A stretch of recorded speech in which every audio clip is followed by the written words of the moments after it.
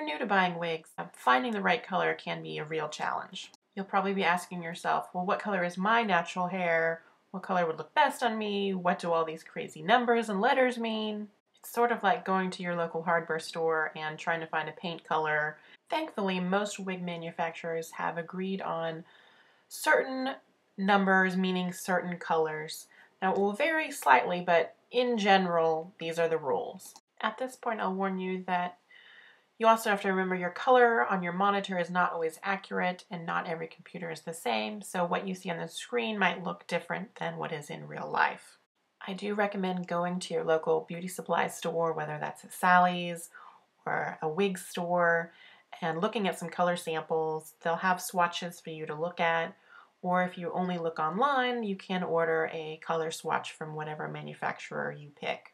This color chart you see on the screen is from a company called Outre, but each manufacturer has their own color chart. You just Google their name and color chart and it should come up. Number 1 is black, but it is a jet black, the deepest black you can possibly get. A1 is the color you might imagine a Japanese person's hair is, so it's kind of difficult to pull off if you're a Caucasian or you're black. True black will look too dark. In fact, some manufacturers don't even carry one. They start their color range at 1B, which is an off black. It's a black that sort of has a brownish cast to it rather than blue. It's the color you might imagine most black people's hair to be. From there, the colors go up in numbers of 2.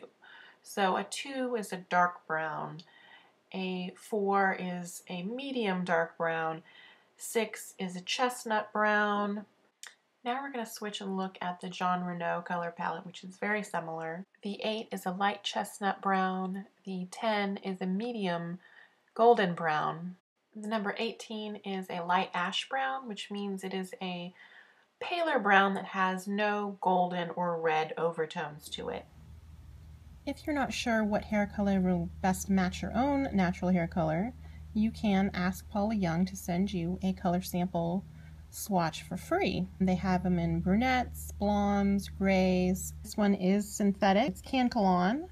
This synthetic fiber has a very natural feel and movement close to real hair.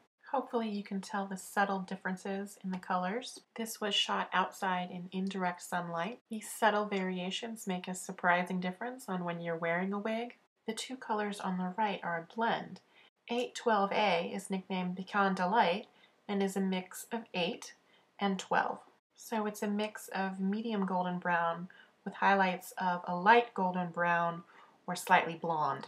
SF6/11 is another blend. It is a salon frost of the color 6 and the color 11. You might say to yourself, but there is no color 11. Well, really, in between number 10 and number 12, there's a depth shade of 11, which is a lighter golden brown. Aside from costume wigs, most quality wigs will never be 100% all one color because most people's hair is not one color.